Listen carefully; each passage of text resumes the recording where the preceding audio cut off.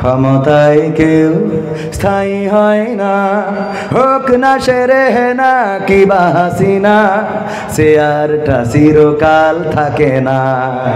ক্ষমতায় কেউ স্থায়ী হয় না, মুজিবুর বেশি দিন থাকেনি, জিয়াউর কেউ তো রাখেনি।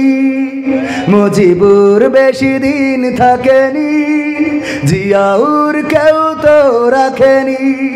এরশাদ চলে গেছে পৃথিবী ছেড়ে, এরশাদ চলে গেছে পৃথিবী ছেড়ে, কেউ আজ তার কথা কয় না। ক্ষমতায় কেউ স্থায়ী হয় না, হাসিনা ক্ষমতা ধরে রাখতে আয়না ঘর বানিয়েছিল, জনগণের রোশানলে দাদার দেশে পালিয়ে গেল।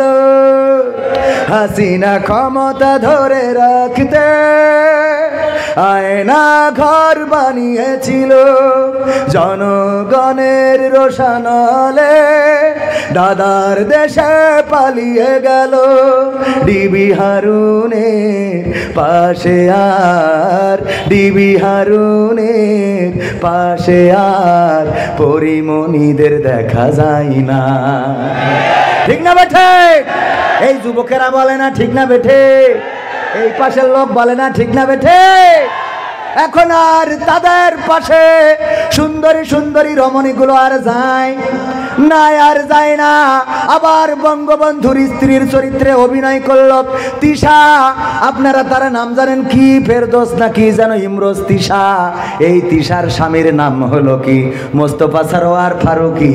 একদিকে বঙ্গবন্ধুর স্ত্রীর চরিত্রে অভিনয়, আবার আর একদিকে এই আল্লাহর ওলি উপদেশটাও হয়। মানে গাছের ডাও খাবে, তলার ডাও কুড়াবে। একটা ওই দিকে একটা এই দিকে, তাও অসুবিধে নেই। আমি বললাম হইতেই পারে, সবাই কপালে তো আর হেদায়েত জোটে না। লুত আলাইহিসসালামের স্ত্রীর ওর কি কপালে হেদায়েত ছিল? ছিল না। নূহ আলাইহিসসালামের স্ত্রীর কপালে হেদায়েত ছিল। তা মোস্তফা সরোয়ার ফারুকী ধরে নিচ্ছে ওর আবুল হেদায়েত দান করিয়েছে, ওর স্ত্রী এখনো ওখানে আছে। হইতে পারে না? পারে না। আমরা সুযোগ দিতে চাই এই দেশের উন্নয়নে, দেশ সংস্কারে, দেশের মানুষের জন্য আপনারা এমন কিছু করবেন যেটা দৃষ্টান্তমূলক হয়ে থাকবে। কিন্তু এমন কিছু যেন না হয় যে বাংলাদেশে তর্ক বিতর্ক করতে করতে আবার আমার দিদি চট করে ঢুকে পড়ে। কথা কয় না? এমনি তো না থেকে তাই বাইরেতে বলছে খেলা হবে। ঠিক না বেঠে? ওগো আমার ভাইয়েরা, যারা আওয়ামী লীগ করেন মনে করতে পারেন আপনাদের সাথে আমাদের দ্বন্দ্ব আছে না? নাই। আপনাদের সাথে দ্বন্দ্ব নাই, আপনারাও রাজনীতি করেন, কোনো অসুবিধা নাই। আপনারা রাজনীতি করবেন, মিছিল করবেন, মিটিং করবেন, কোনো আপত্তি নাই। কিন্তু কয়দিন আগে ওয়াজ করতে আসলাম, হতে দিচ্ছিলেন না কেন? ওয়াজ করতে আসলাম, হতে দিচ্ছেন তো, তাহলে সমস্যা না? আবার দেখে দেখে যতগুলো হুজুর আছে সবগুলোর নামে মামলা আছে না নাই? যেই কটা দাড়িওয়ালা টুপিওয়ালা এই বাংলাদেশে যেইগুলো ইতিহাস শ্রেষ্ঠ আলেম, সেই আলেমগুলোর হাতে হাত কড়া লাগাইছে না লাগায় নাই? হাত কড়া লাগালো মামুনুল হকের হাতে, হাত কড়া লাগালো আমির হামজার হাতে, ফাঁসির কাস্টে ঝুলালো মতিউর রহমান নিজামী, ফাঁসির কাস্টে ঝুলালো আমাদের কামারুজ্জামান, আলী হাসান, মোহাম্মদ মুজাহিদ, কাদের মোল্লা সহ এই বাংলাদেশকে যারা ভালো চেয়েছে, যারা বাংলাদেশকে প্রকৃত অর্থে ভালোবেসেছে, তাদেরকে ফাঁসির কাস্টে ঝুলিয়েই ক্ষান্ত হয় নাই। কোরআনের পাখি আল্লামা দেলোয়ার হুসাইন সাইদি 13টা বছর কারারুদ্ধ করে রেখে ক্ষান্ত হয় নাই। এই মানুষটাকে আবার অসুস্থতার কথা বলে জেলখানা থেকে বের করে নিয়ে যে আবার ইনজেকশন পুশ করে তাকে শহীদ করে আল্লাহর কাছে পাঠিয়ে দিয়েছে না দেয় নাই? ওগো আমার ভাইয়েরা, এই কোরআনের পাখিকে হত্যা করা হলো, আলেম ওলামাদেরকে কারারুদ্ধ করা হলো। হক কথা বলে যারা তাদের নামে, কারো নামে 20টা, কারো নামে 25টা, 30টা, অথচ সন্ত্রাসীরা ওপেন ঘুরে বেড়ায়। কত ধর্ষক, তারা ধর্ষণ করে সেঞ্চুরি পালন করেছে না করে নাই? ধর্ষণ করে সেঞ্চুরি পালন করলো। পরিমণি যখন জেলখানায় গেল, জেলখানায় যাওয়ার সময় হাতে মেহেদি নাই, আর যখন বের হইল হাতে মেহেদির রং। ওরা যখন জেলখানায় যায় হাতে মেহেদির রং, আর আমার কোরআনের পাখিরা যখন জেলখানায় যায় তখন বের হওয়ার সময় হুইল চেয়ার না হইলে হাতের লাঠি আছে না নাই? এক দলের হাতে মেহেদি আর এক দলের হাতে লাঠি, এক দলের হাতে মেহেদি আর এক দল কেন হুইল চেয়ারে করে বের হয়? কথা কয় না। এইগুলো নিয়ে প্রশ্ন তোলার দরকার আছে না নাই? আপনারা এমন অন্যায় করেছেন যে অন্যায়ের কারণে নাখোশ হয়েছেন কে? জুলুমের সীমা যখন ছাড়িয়ে যায় কার সাহায্য চলে আসে? জুলুমের সীমা ছাড়িয়ে গেলে আল্লাহর সাহায্য আসে। সেটা ফেরাউনের জীবনী যদি পড়েন পাওয়া যায় না, যায় না। ফেরাউন যখন মুসা আলাইহিস সালামের সাহাবীদেরকে নিয়ে পিছু নিল, মুসা আলাইহিস সালাম যখন চলে গেল নদীর কিনারায়, সাগরের কিনারায় পৌঁছে গেল, ফেরাউন জানে আর পালাবার কোনো পথ নাই, বঙ্গোপসাগরের কিনারায় আছে। এবার হয় পানিতে চুবানি খাবে, না হয় আমাদের হাতে মারা যাবে। মুসা আলাইহিস সালামের সাহাবীরা বলল, ওগো মুসা, বিপদে ফেলে দিলেন আপনি আমাদেরকে।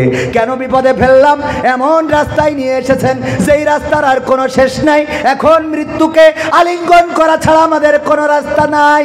মুসা আলাইহিস সালাম বললেন, আল্লাহ আমাকে বলেছেন লা তাকনাতু মির রাহমাতিল্লাহ, আল্লাহর রহমত থেকে নিরাশ হইও না। এখন আমরা আল্লাহর রহমত প্রত্যাশী। বলল, কি করে আল্লাহর রহমত আর পাবো? এখন তো হয় নদীতে চুবানি খাবো, না হয় ফেরাউনের বাহিনীর ঘোড়ার পদতলে পিষ্ট হয়ে মারা যাব।